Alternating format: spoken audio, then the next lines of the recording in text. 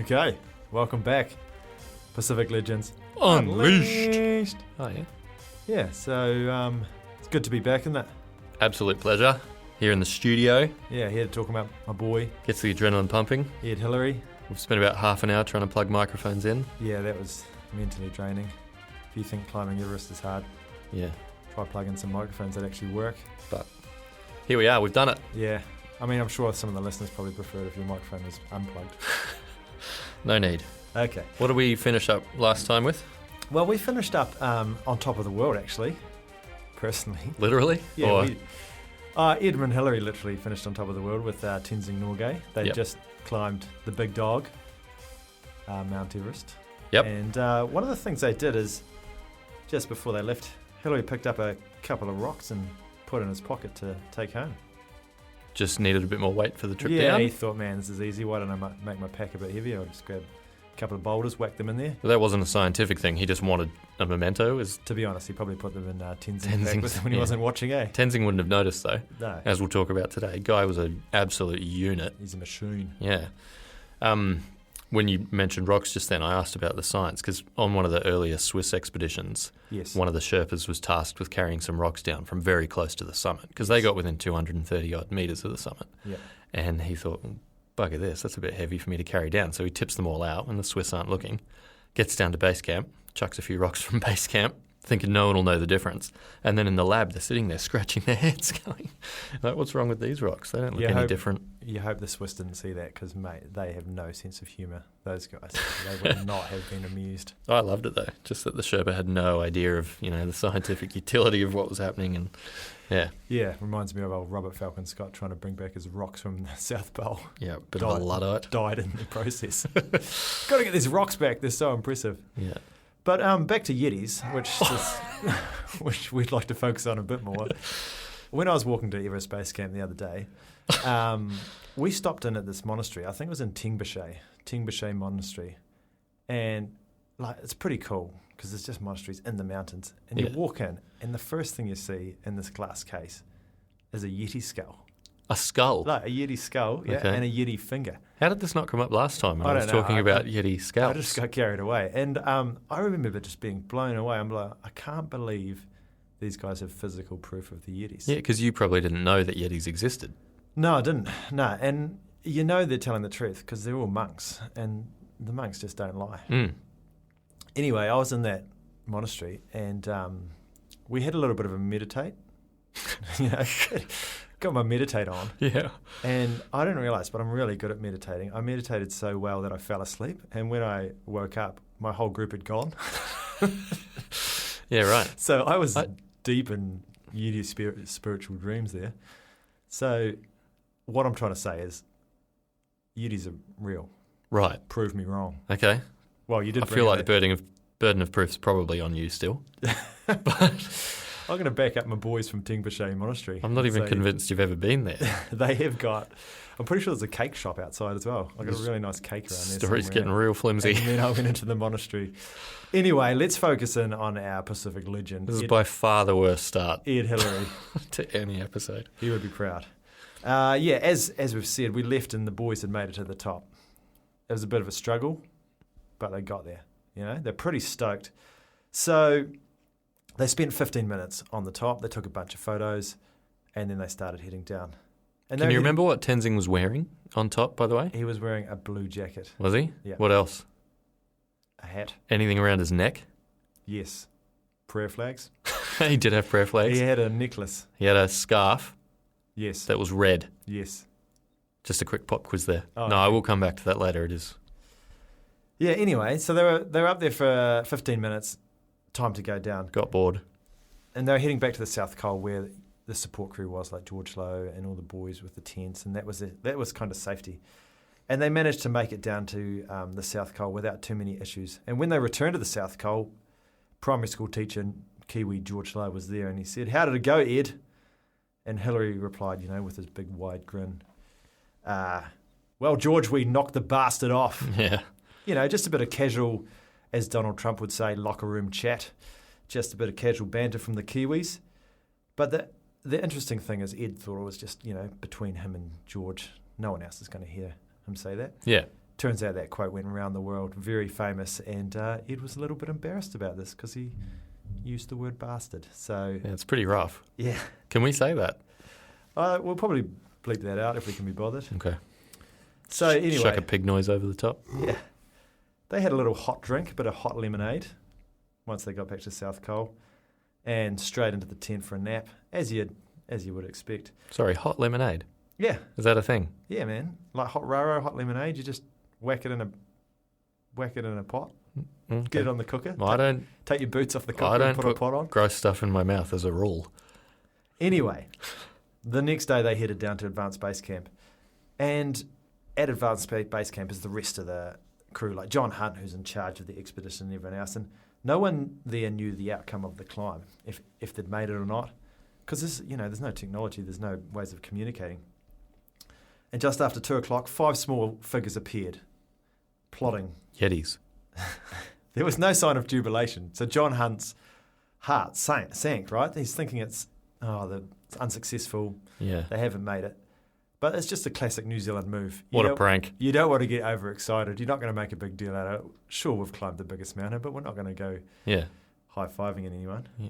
And anyway, George Lowe holds up his ice axe in a kind of signal of success. And John Hunt is obviously stoked. He rushes towards them, gives a massive hug to Ed and Tenzing, pounds them on the back, and they all start weeping. John Hunt said the relief and the release of tension was like nothing he's ever felt before or since. Oh, it was all downhill from there. Big call. Wow. Big call. Well, what do you do after that? You've climbed the highest mountain in the world. Have a bit of hot lemonade. What else are you going to do with your life? Anyway, it was time to send this message off. They were pretty keen to get the message out because, why? Queen's coronation. Yeah, it was the coronation of Queen Elizabeth. So some of you listeners out there, if you've got a good memory, you may remember her. Queen Elizabeth, she was on the throne for quite a long time, but 1953 was when she was first coronated. And Was she coronated again? It was Later. It was happening. It was happening a couple of days after this summit attempt was happening. So it was very important for the British to get this news out. And they had a press correspondent with them, right? Yeah. Some guy whose sole job was to document stuff. So they ran down James Morrison and Michael Westmacott. They sent a coded message to the Times. Had to be coded because they didn't want any other paper to break the news before they could. Yeah. And later on at base camp, the climbers cranked the radio on and they heard the announcement of their success on the BBC. And that's when they kind of clicked. Hey, this is kind of a big deal. We did something. Yeah, people care about this. So that was quite interesting. They were probably just like, oh yeah, just knocked out another mountain. No Well, it big would deal. kind of feel surreal. It's like it's anything like that, anything really big, massive goal that you've got. It's such a massive thing in your mind until you do it, and then afterwards, and it's just gone. Yeah. And Yeah. then you're like, does anyone actually care about this, or is it just me and my mountain climbing buddies? Yeah. Turns out the whole world cares. Ed wrote a letter to his mother, and in this he said, "Dear mother, well, I may not have produced much joy and happiness in the world, Oh, jeez. but at least I've helped make the Hillary name a little bit famous." Right, So that's classic Kiwi move, A isn't little it? bit bleak. Yeah. And he also said, John Hunt fully expects us to be introduced to the Queen and heaps of important people. So it should be great fun. Hmm. I like his style.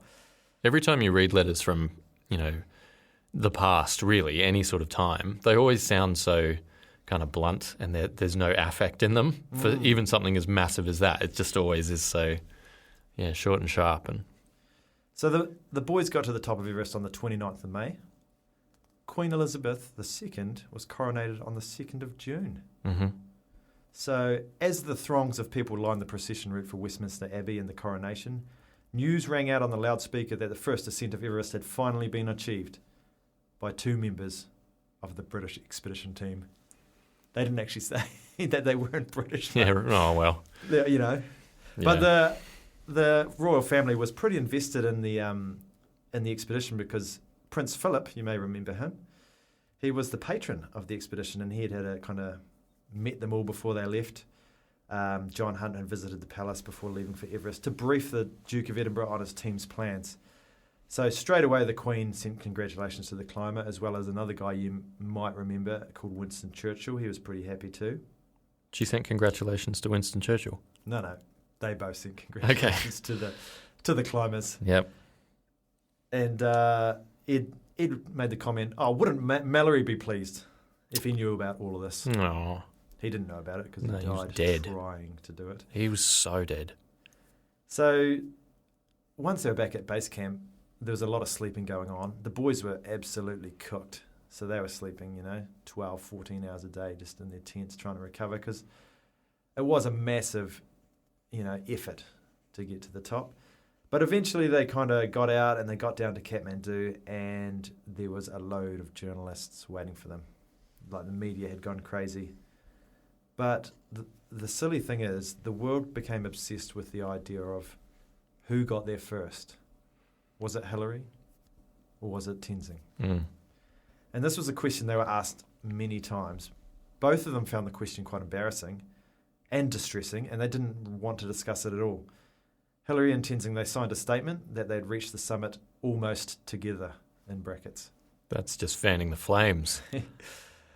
2 years later, in 1955, Tenzing wrote the following in his autobiography. Tenzing said, "I did not say to myself, there is a golden apple up there. I will push Hillary aside and run for it. We went on slowly, steadily, and then we were there. Hillary stepped on top first, and I stepped up after him." Ed said, "We shared the work, the risks, and the success. It was a team effort, and nothing else is important." So neither of them cared about who was on top first. Yeah. But the media just made it a massive deal. Who was the first person to stand on top of the world? Classic move. Maybe you're going to talk about this, but I remember Ed writing about it, a couple of years later, and he said that when they'd got to the Hillary step, and he'd sort of wedged himself into the gap and gone up first, and then helped to kind of get Tenzing up as well, that Tenzing landed at the top of it and flopped like a fish or something like that, suggesting that he was super breathless. And apparently that was one thing that, I don't know whether Tenzing took issue with it, but people viewed that as Ed saying, I was still going strong. And so Ed wrote a letter to Tenzing later on and said, "Look, I know our accounts are going to be a little bit different, and I didn't mean anything by that."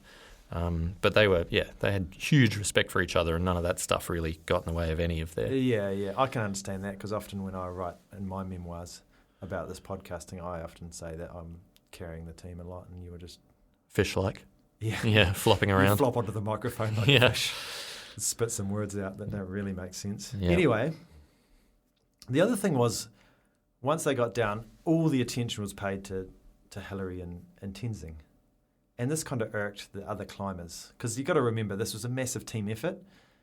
Depending on what role you were given, your job was to get the team to the top. Well, George Lowe, cutting the steps, and that's all a massive all of those contributing guys did factor. Amazing work to get Hillary and Tenzing up to the top. Plus the expeditions from the Swiss earlier, which I'll talk about a little bit today, because they shared a lot of their scientific data and research, and they were standing on the shoulders of giants, if you will. But none of those giants got any attention. No. It was just the two that made it to the top. Well, that's why we're here, Doing Pacific Legends. Yeah, historians have done a disservice to this Everest story, so we're going to correct it. Yeah. I mean, Britain had put a great deal into the Everest expeditions, and they came to see it as their mountain because of the efforts they've put in. Well, I mean, it was their money, it was their research, it was their planning, and suddenly they measured it first of all too. They were like, "That's the highest." And the two people that made it to top Yeah. weren't British. Yeah. I love the irony. So good. That is so good. Yeah. Yeah. So anyway, the whole the crew were going to fly to London to meet the Queen and all the fancy people. Yep. Rex Hillary, Ed's brother, Rexford, took a mortgage out on their house just so he could fly over and meet Ed in England. Did he fly on a bee? Yeah.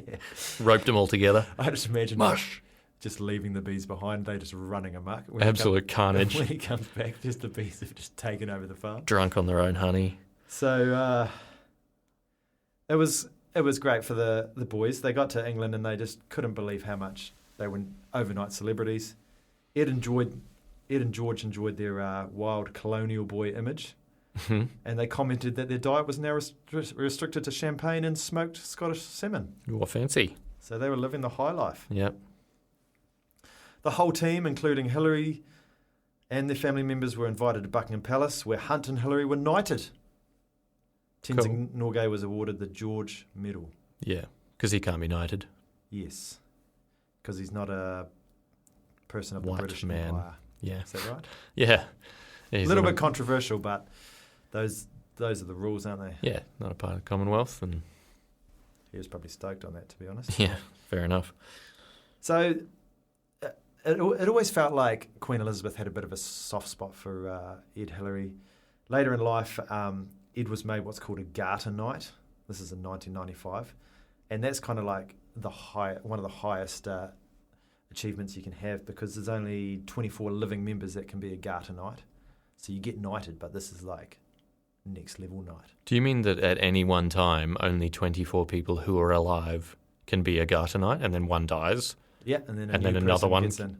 Okay. I've never heard of that before. So I'm kind of hoping that Yeah. we just need a couple more to pop off. Yeah. Anyway, the only things that outrank a Garter Knight is people with the Victoria or George Cross. Hey. So Charles Upham, Yeah. He's got him again. Ed Hillary, bow down. So obviously later on when Ed dies, the Queen sends her condolences. Yep. And someone else became a Garter Knight. Mm. Where do high school teachers rank in that order of Garter Knight, Victoria Cross? They're above that, yeah. Yeah, super. Yeah. But there can be more than 24 high school teachers. Yeah, yeah, but there are only about 24. Yeah. We do need a few more. Yeah. Anyway, Ed started to cash in on his fame, and he was offered the opportunity to write himself a book, and the publishers offered him a deposit of £5,000 to write it. Just imagine that. How much do you reckon that is? Well, I'll figure it out. You carry on while I do some maths. So he worked out that he would be home for August, then he'd have to go back to London for 6 lectures at the Royal Festival Hall, and then after that he would go on a world tour giving lectures wherever he went. Cool. It's about, if this is correct, about 363,000 New Zealand dollars today.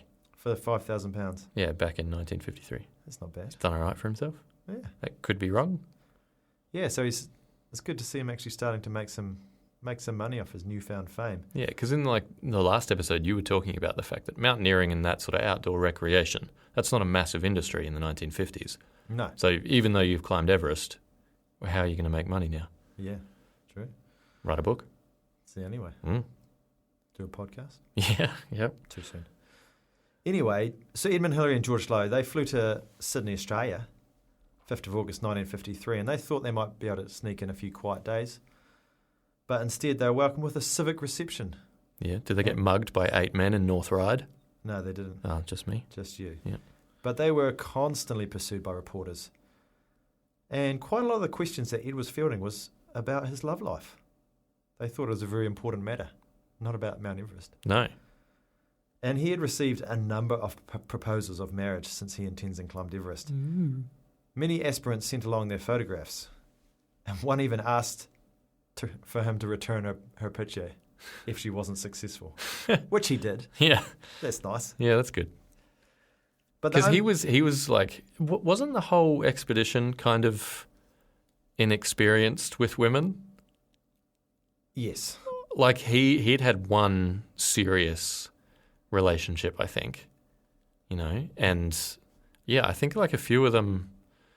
Anyway, I can tell you right now, mountain climbers got no game.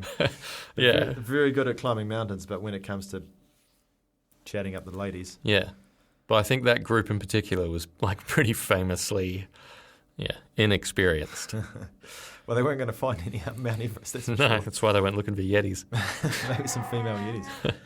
The only woman he wanted was Louise Rose, and he was delighted to see her again in Sydney.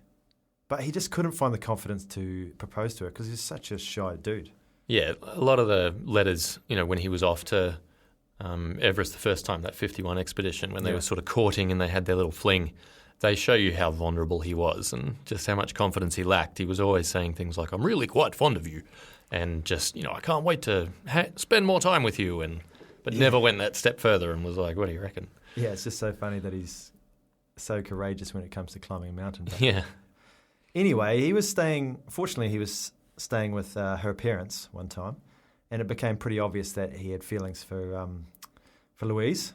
And fortunately, her mum, Phil, asked the question for Ed. Phil. Yeah, Phyllis. Phil, okay. And she said, yes. And there you were. But Cool.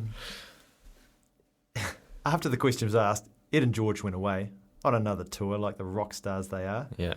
This is in New Zealand this time, giving lectures in packed halls all around the country. I bet you they just rolled into those small towns. Dunsandel Town Hall, Yeah. Gore Memorial Hall. Yeah, right next to the Volunteer Fire Brigade. Yeah.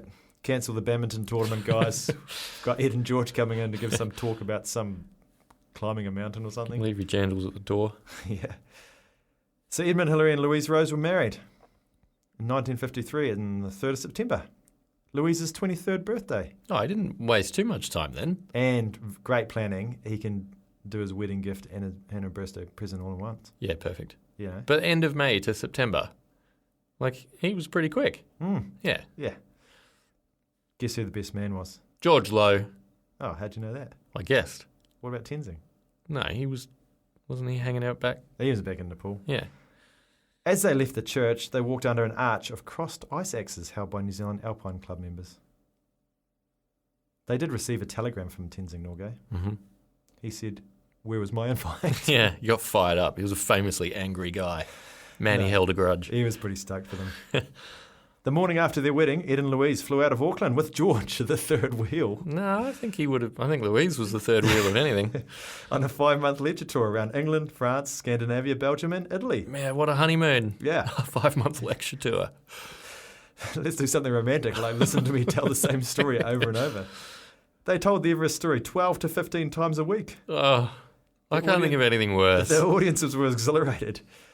But Ed found the constant lecturing tiring, just like this podcast. Yeah. It's exhausting, isn't it? Yeah, well, I mean, it's kind of like, when you get better as a teacher and you then graduate, you get promoted, you do things that aren't teaching anymore. So he's like the best climber, and his reward for that is not climbing anymore. Yeah. Yeah. I've never experienced that. But anyway, No. the climbers were paid £25 per lecture they gave. Oh, yeah? And the remaining proceeds established the Mount Everest Foundation to support future expeditions.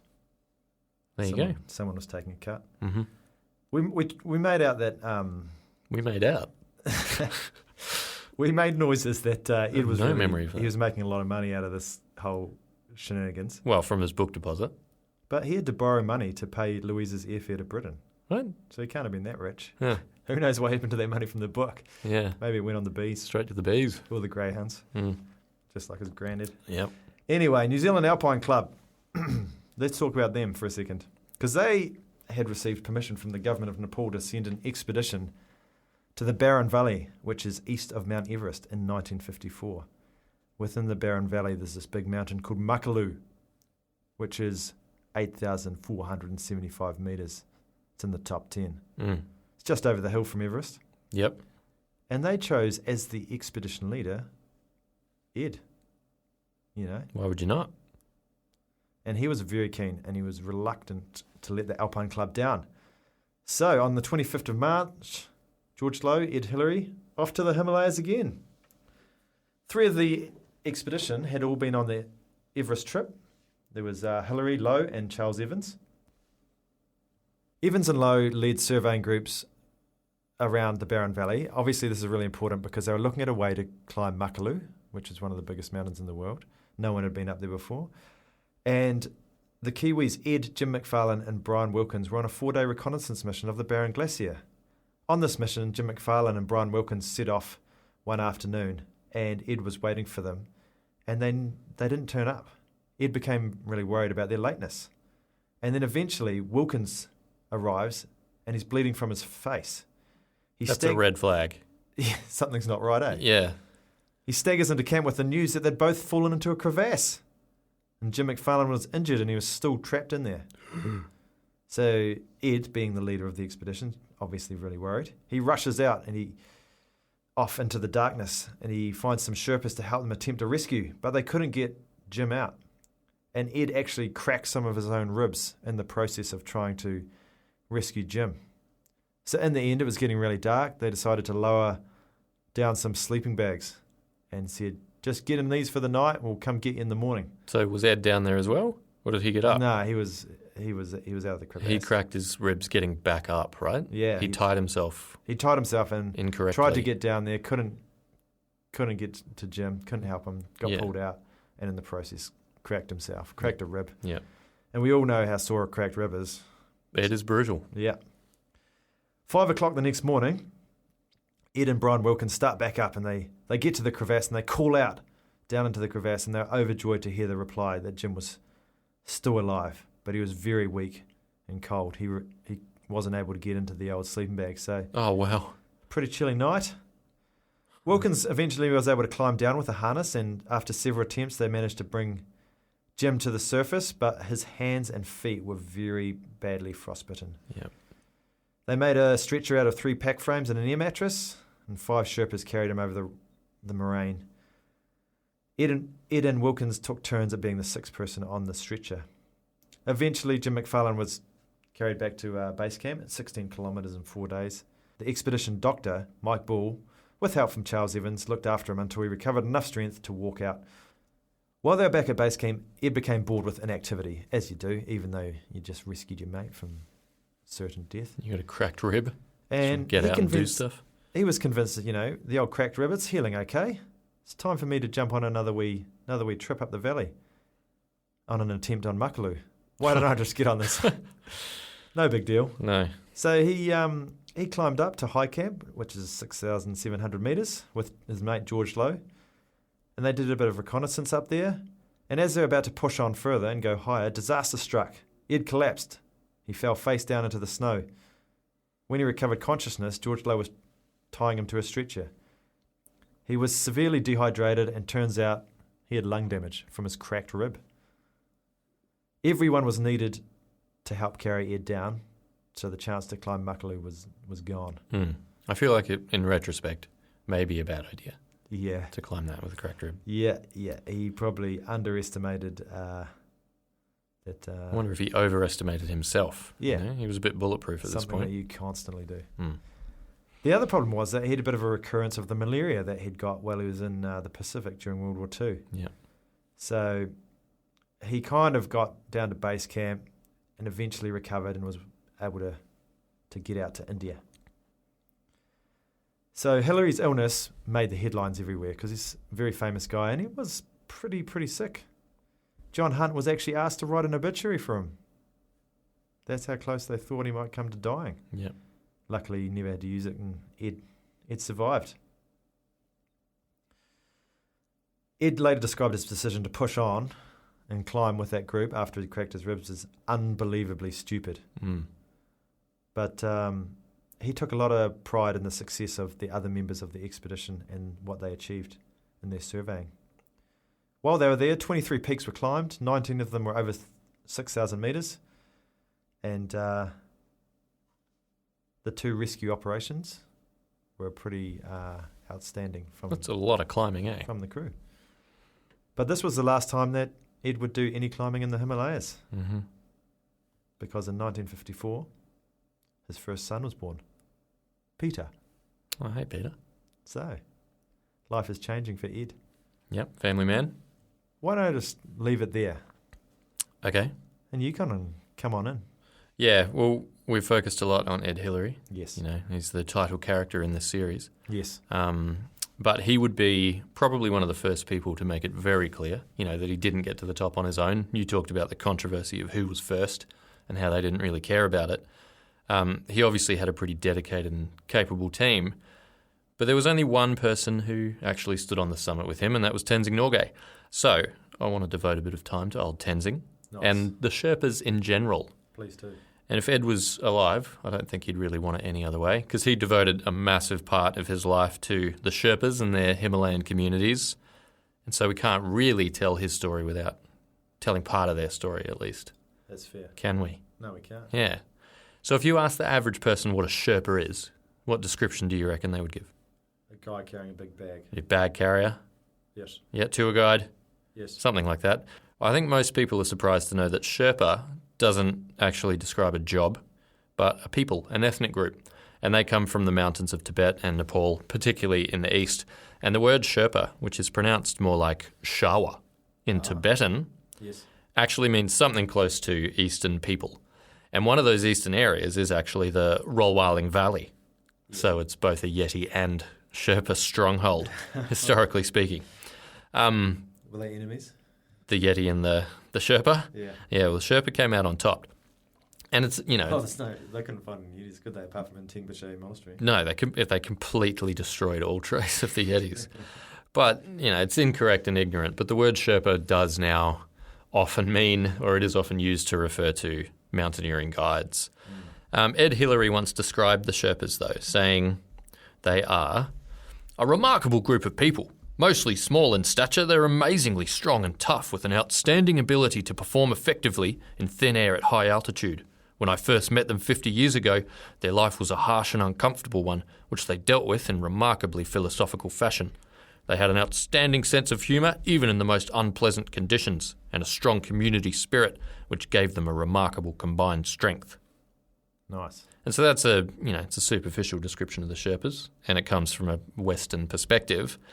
But that's kind of the perspective we have from those early days. We talked a little bit about the British expeditions of the 20s, yes, including the most famous one, where Mallory and Irvine disappeared to climb Everest after the British had spotted it, and they measured its height from India, and they got all wildly excited about the fact it was the biggest and therefore needing to be conquered.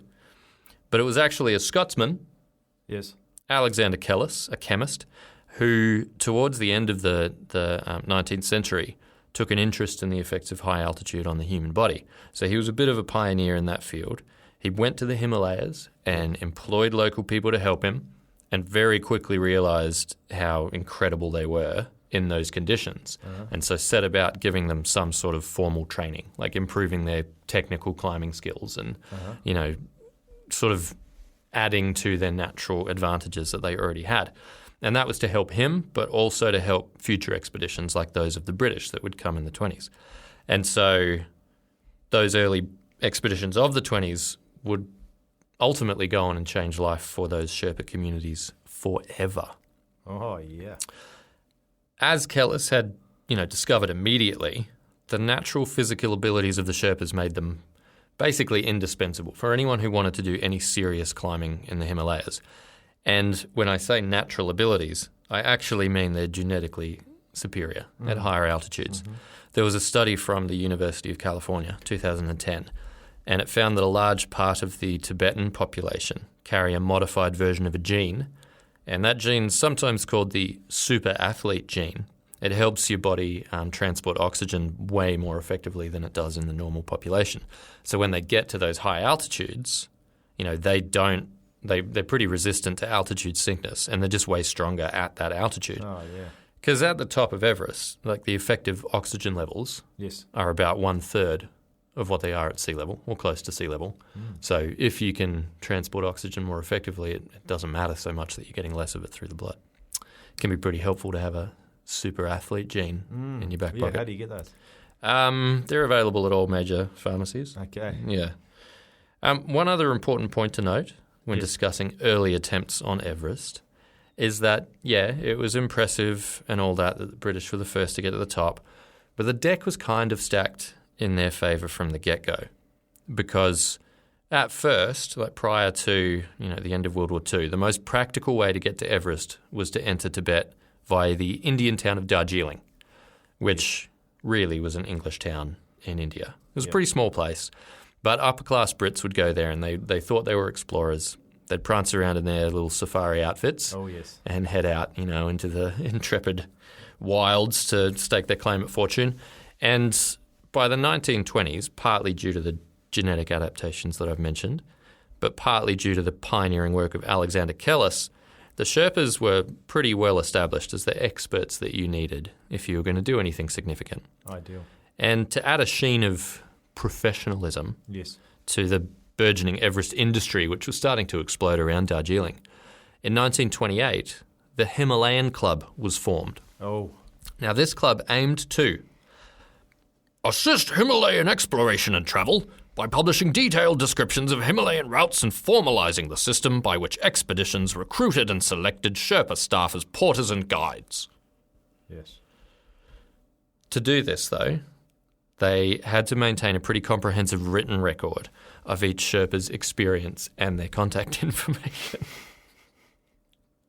Yes. Carry on.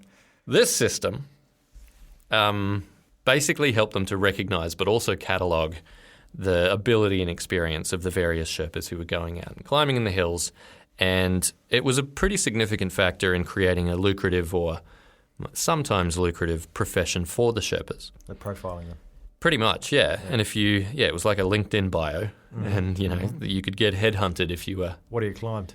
Yeah. It unleashed their experience to the world. Yeah. So over time, those Sherpas who proved themselves to be the best of the best were actually referred to as tigers, which the Sherpas were very much into. Yeah. Tenzing loved being called a tiger. And during one Everest expedition in 1938, 6 tigers who carried intensely heavy loads, up to 8,230 metres, were presented with a Tiger Medal by the Himalayan Club. So this honour, and it's still regarded by many Sherpas as the highest level of recognition, was recorded against each of those Sherpas' names, and it marked them as, the best in the business, as Tigers of the Snow. And among those who earned their Tiger Medal, let me guess, in 1938 was a Sherpa, a Tiger of the Snow, called Tenzing Norgay. Yes. Tenzing Norgay. What a boost. Yeah, I wanted to talk a little bit about the Sherpas as a people, but now we can pivot over to Tenzing in particular. So you talked a little bit about Makalu earlier. Yes. And Tenzing's really early years were spent in a remote village, very rural and isolated, under the shadow of Makalu. So 5th highest mountain in the world. And for our extensive local audience, you imagine that you're at the top of Mount Aspiring. Yes. Right? You're standing on the top of New Zealand's highest peak outside the Aoraki region. Yeah. The summit of Makalu would still be about 5.5 kilometres above you. It's quite a long way. So, Isn't it? yeah, you've climbed Mount Aspiring. Well done. I was pretty tired when I got to the top. You've of Mount meandered Aspiring. up a hill.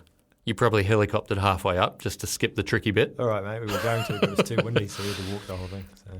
So, anyway, we don't know for sure what year Tenzing was born, but it was probably 1914.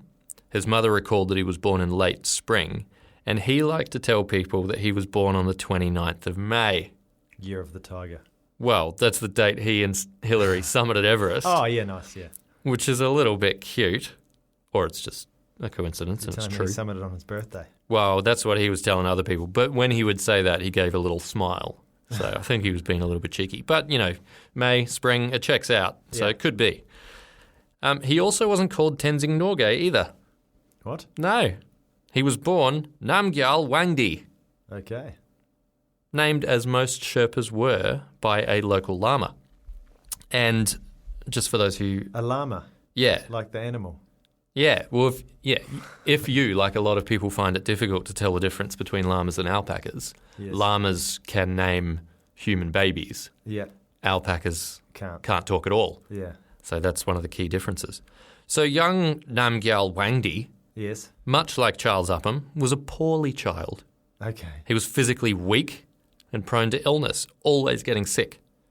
Unlike Charles Upham, Namgyal's parents, Kinzom, which was his mum, and Mingma, his dad, took him through the Karma Valley to a monastery at the foot of Everest's massive north face, where Mingma's nephew was the head lama. And cousin lama consults his texts. Our boy's sick all the time. Can you do anything about it? Looks at his texts and realises that there's actually been a bit of a mix-up. Turns out Namgyal Wangdi was actually the reincarnation of a relatively wealthy Sherpa who had died pretty recently while climbing.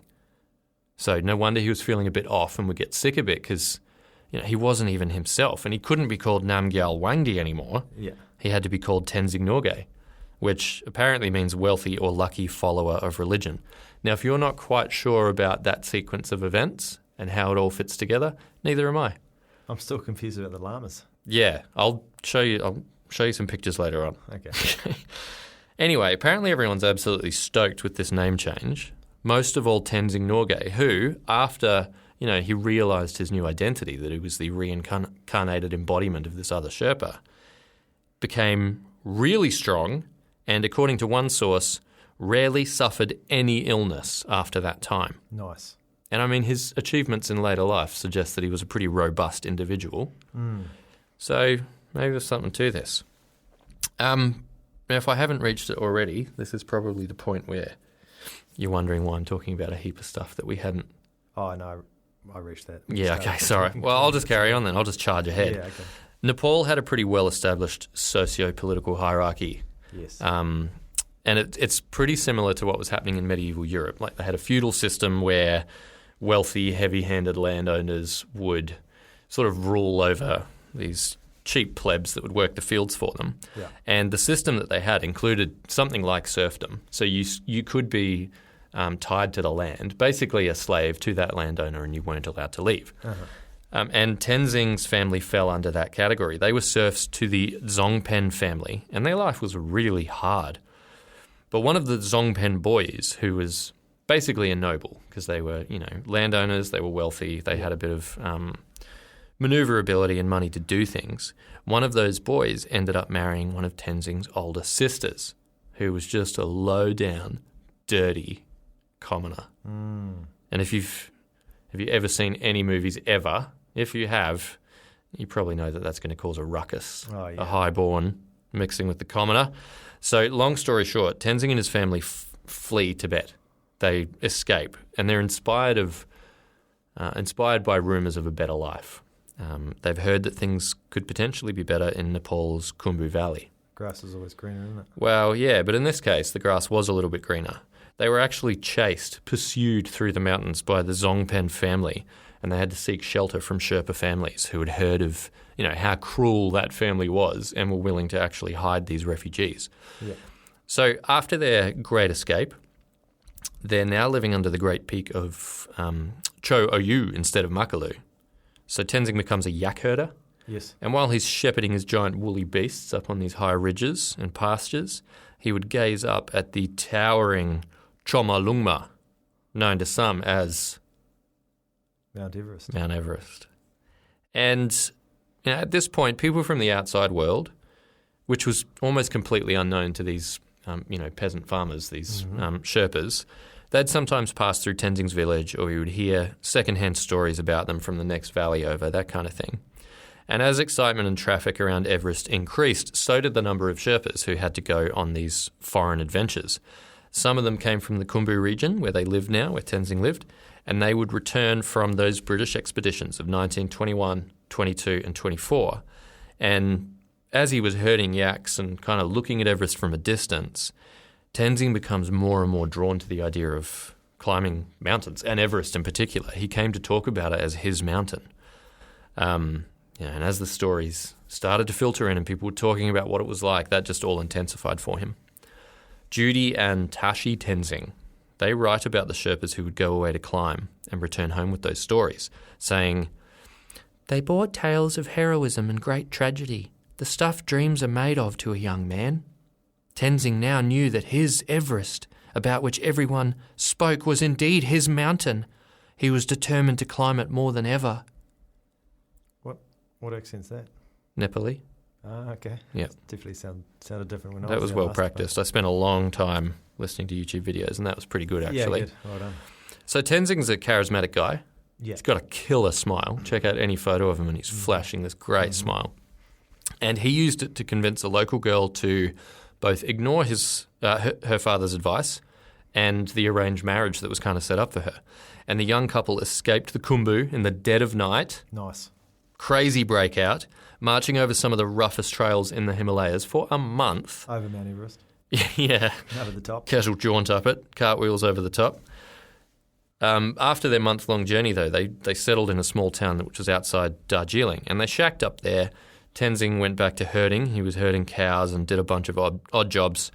But whenever he could, he'd get away into Darjeeling to try and snag a place on an expedition to Everest, because he was really driven by this now. His first attempt in 1933 was shot down. He didn't have the required experience. Like the Himalayan Club, I mentioned their little books. LinkedIn profile. They had no record of him on LinkedIn. But he didn't give up. Mm-hmm. Not then, not ever. Just like everyone else, they fudged their CV. No, not quite. Good idea, though. Might have got him in a little bit quicker. In 1935, Eric Shipton waltzed into Darjeeling looking for Sherpas. Ah, the big man. And Tenzing still didn't have that expedition book that most employers were looking for. And, Shipton was looking for it too. But Tenzing thinks, I'm not going to fudge my CV. He's a man of honour. I've got a killer smile. Killer smile. So he used that. And the next best thing, he purchased a stiff cotton jacket to make him look more mature and professional. Power move. Absolute power move. Standing there, you can imagine the stance, smiling at Shipton. Just oozing charisma. Yeah. Eye contact, direct eye contact. Firm handshake. Maybe it was the jacket. Maybe it was the handshake.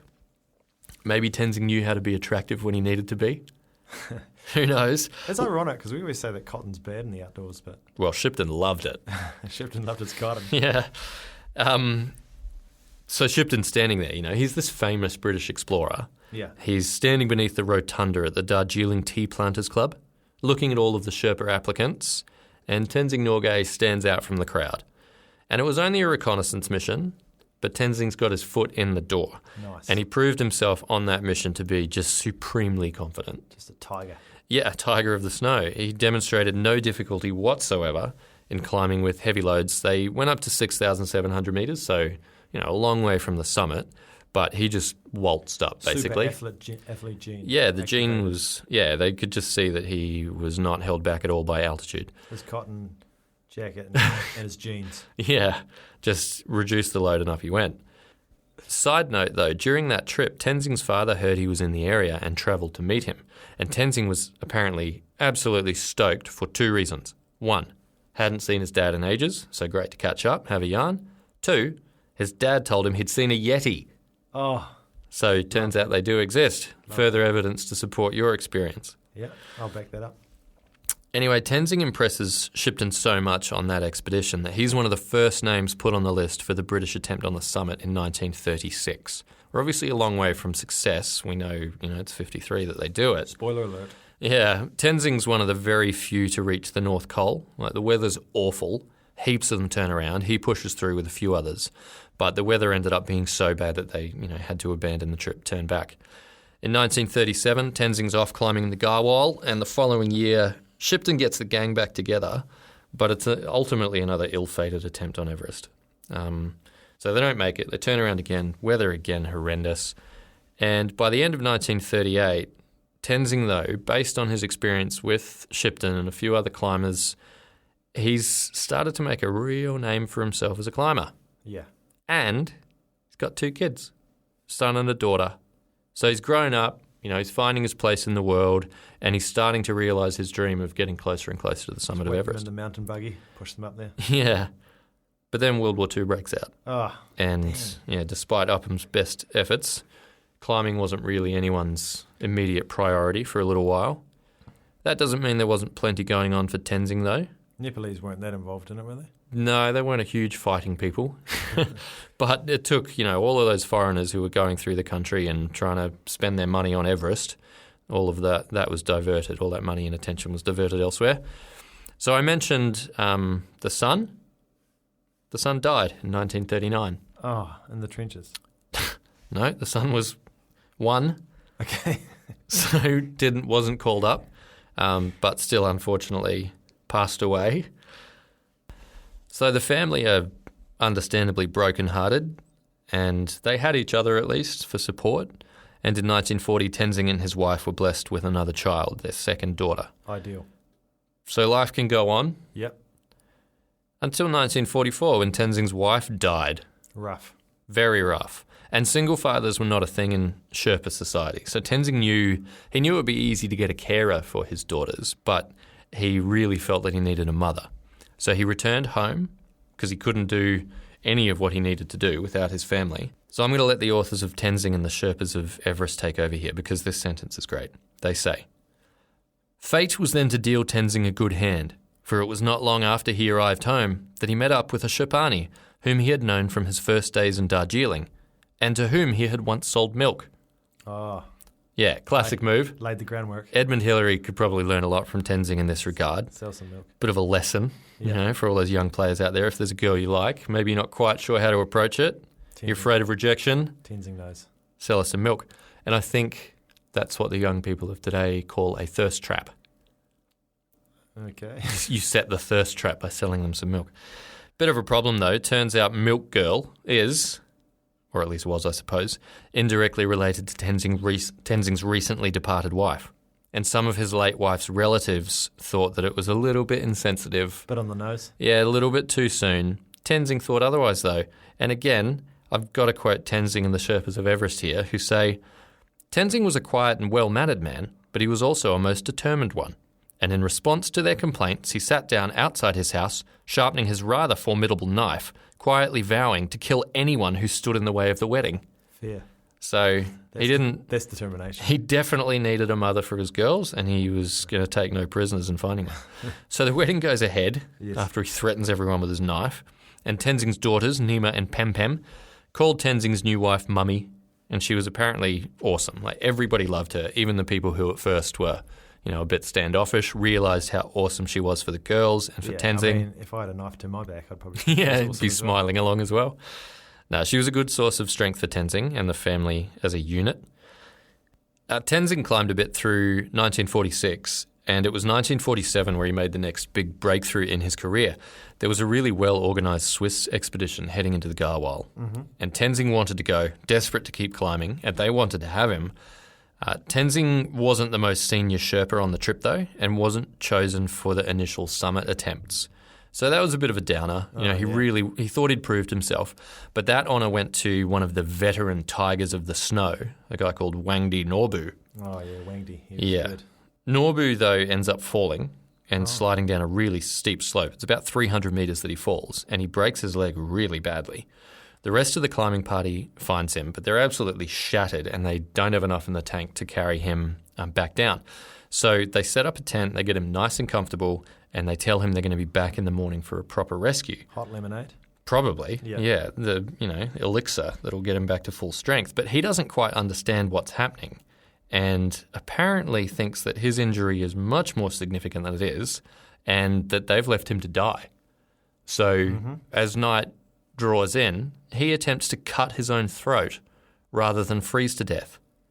Bright and early next morning, Tenzing wakes up. Go on. I thought that was quite noble. Well, yeah. I mean, it's sort of that stoic. Yeah. Freezing to death sounds like a pretty terrible way to go. Yeah. So maybe it makes sense. However, it was just a miscommunication. Tenzing, his first light, bounds up the mountain to rescue Norbu and is just horrified by what he finds. He opens the tent, and the old man's a fair bit of blood. A lot of blood. Suicide attempt unsuccessful, which is good, maybe.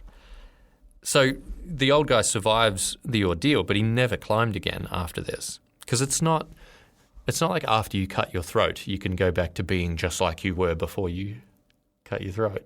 That's going to change you. You're gonna be different. Where are you going with this? That's the end. Ah, good. But silver linings, that opened up the path for Tenzing. So his first Himalayan summit was Kedarnath, which was quickly followed by 3 others that had not previously been climbed. Satapanth, Balbala, and Kalindi. And throughout all of this, Tenzing just became besties with these Swiss climbers, formed a really strong bond with them, and a lot of them stayed really good friends with him throughout his later life. And throughout the 40s, Tenzing travelled and climbed, and early 50s, 1951 was a particularly hard year for him.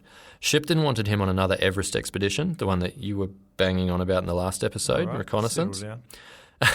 But he'd committed to some other French group originally. Made him sad. But he also... He liked the British, did he? Well, yeah. He wanted to go with Shipton again. And he wanted to go up Everest. Yeah, and he didn't want to go where the French were climbing. And he also happened to witness on those expeditions, or he was at least part of a few groups that experienced quite a few climbing-related deaths. So he returned to Darjeeling after that, 1951, and he was apparently a bit jaded and toying with the idea of just giving up completely, the quiet, safe life. But that wasn't what fate had in store for old Tenzing. Following World War II, Nepal had opened and Everest could be approached from the south through Tenzing's old stomping ground of the Khumbu. And the Swiss, Tenzing's mates, were the first to be granted permission for an Everest expedition. Tenzing's on the team. And not only that, he was on the team, but he was also tasked with putting together the Sherpa team. So he needed to find 13 others, the best in Darjeeling, and get them organised. So he's taking a more prominent role in expeditions at this point. Sherpa, as I said, and the Swiss groups, they got on like a house on fire, like all of the Sherpas Tenzing brought. And Tenzing now, by this point, is commanding a lot of respect, pretty much everywhere he goes. But he was also famously warm and kind and would make his own life harder just to make somebody else's life a little bit easier. But he always did it with a smile, and it was just natural to him. It never felt forced or, fake. And the journey with the Swiss took them close to Tenzing's hometown, which he hadn't actually visited for 18 years at this point. And Tenzing was stoked for two reasons. One, hadn't seen his mum for ages, so had a bit of a chat. That's Two, nice. Two Swiss scientists who were accompanying the expedition came rushing back to tell the main group they'd found a Yeti footprint. Oh, perfect. The Yetis rear their head again. Weirdly, though, when the group went back, led by the scientists to find that spot, they couldn't find the footprint. Yeah. So weird. Those Yetis, they covered the tracks. They are elusive. Yeah. So climbing together on this trip, Tenzing and Swiss climber Raymond Lambert, they were ultra besties. Mm-hmm. They reached 8,611 metres. That's higher than anyone has, at that point, ever climbed before. That's like 200 metres from the top. 238, Oh, sorry, mate. to be precise. Numbers at me. 238 metres short of the summit. I probably would have carried on. Well, there was a moment. They sank to their knees in deep snow, and they looked at each other, apparently without speaking. Both of them later on, when they sort of debriefed, were saying to the other, like, we can make it. If we push on, we'll make it. But we will also definitely die. Yeah. They had oxygen, but they could only use the oxygen when they were stopped. So they couldn't use it while they were moving. Yeah. And they made the decision to turn around. And that's the first Swiss attempt over, 238 metres short. I say the first attempt because they also had permission from the Nepalese government to climb in the autumn. And that's not when people typically climb Everest. And Tenzing reported feeling uneasy about the time of year, but he also felt that something was just a bit off about the second trip. And that feeling only sort of escalated. The climbing teams are moving through the Western Combe and passing along and up the Lhotse face, there's huge chunks of ice that break off from above them. And they tried to push themselves into the snow. They were sort of walking along a shallow ridge, bury their heads in the snow in front of them. But one guy, one of the Sherpas, Mingma Dorji, moved and looked up at the wrong time. He got hit in the face by a massive chunk of ice, and a smaller shard pierced his neck and his lung. 3 other Sherpas lost their footing. They fell 200 metres down an ice shelf. One somehow only suffered minor bruising. One broke their collarbone, and the third hit their face on the ice and was so badly damaged that they were unrecognisable. Tenzing wasn't with them at the time, but as soon as he heard about what had happened, he climbed up as fast as he could, and he took control of the situation, dug graves, said prayers, put up a rock cairn above them. But everyone was completely demoralised by what had happened. Can I just clarify? Go on. The guy that was unrecognisable, was he dead or? No, alive. Just like, who's that guy? Yeah, who is that? He's got a fake mistake. They were doing roll call, and Who's this guy? He's missing his nose. and the problem was he hit his face, so he actually couldn't even speak. Oh, okay. Yeah, so they kicked him out. We've got a spy. Yeah. Infiltrator. Yeah. But, I mentioned the fact that Tenzing had a lot of respect, and he drew on every little bit of his charisma and the respect that he had to convince the Sherpas, who just wanted to go home at this point, to keep going. Yeah. He said, we can't let that be a waste. We have to push on. Think about everything that's gone into the planning of this trip and, how far we've come. And they finally agreed to it. But the weather just kept getting worse from that point on. They were camping in -50 with wind that was so intense that all of them together had to sort of struggle with one tent peg just to bang it into the ice and hold it steady for a tent to go in. Yes. They reached 8,132 metres and then gave up again. Well, one of the reasons that all the climbing on Everest happens in like April, May, start of May, end of April, is that apparently there's these jet stream winds that just hit the top of Everest for 11 months of a year. Yeah. And then during that 1 month, I think it's pre-monsoon or something, it just, the wind just rises. Yeah. And, the summit of the mountain is way less windy when you get the weather right. So that's that's when everyone climbs Everest at that same time. Yeah, that's why you see those big lines of 100 people going up now. Because there's only about a 2-week window where it's actually good to go. Yeah, and so whole seasons can be called off if that 2-week window is, So 8,132 metres, like I said, and Tenzing's devastated. His Swiss mates, they're all devastated for, all of the reasons you'd imagine, the death, the injuries, the spy. Yeah. Really shook them. Failure to reach the summit. But Tenzing has now 100% established himself as one of the world's best mountaineers. Yeah, in every way. So his physical strength and endurance, they're close to superhuman. We sort of take that as a given. They said that he had 3 lungs. But with the Swiss, he often carried double the weight of other climbers. And in terms of the distance climbed over both of those expeditions, he did almost twice as much climbing as the next person below him. Nice. And he did all of that, the thing that really set him apart for a lot of them on a personal level. He did all of that while carrying hot chocolate for everybody. Uh-huh. And in those negative 50-degree blizzards, he would rope himself to the cliff face to avoid getting blown off the mountain and would go around, giving them hot chocolate. That's what he was always there to keep morale up and bring everybody together. So it was, as I said, Raymond Lambert, who had been with Tenzing 238 metres below the summit in the spring, and they developed the strongest bond. And when the time came for an emotional farewell, Lambert wraps Tenzing up in a big bear hug, takes off his red scarf and puts it around the Sherpa's neck. And it's that scarf, that red scarf, that Tenzing would be wearing as he stepped onto the summit of Everest 2 years later. Ideal. So it was sort of a tribute to the Swiss. We've talked about the fact that it's a team thing and that the British triumph was, in part due to the efforts of the Swiss. And, I think that little red scarf is a good symbol of all of that, bringing it all together. And so that's all I'm really going to say about Tenzing. We know that he made it to the top with Ed, obviously, in 53. I wanted to give a bit of background on the Sherpas as a people and Tenzing's story as well, because, as a Kiwi, I've heard about Ed Hillary my whole life, and I've always known the name Tenzing Norgay, but outside of the fact that he was up there, I knew very little about him. What a legend. Yeah, so I was originally going to give just a little bit of background on Tenzing, but I absolutely got carried away. So I think we'll probably end it there. Yeah. It would have made sense to talk about Tenzing's early life alongside Ed's, possibly, It would have. chronologically. Yes. Yeah, but I didn't read that book until later, so it is what it is, and it was worth telling. So in our next episode, we're going to have a look at, shift the focus, I suppose, back to Ed Hillary, Back to Ed. because he's got a lot of adventures left in him, Yep. a lot of personal tragedy Yep. to overcome. Yes.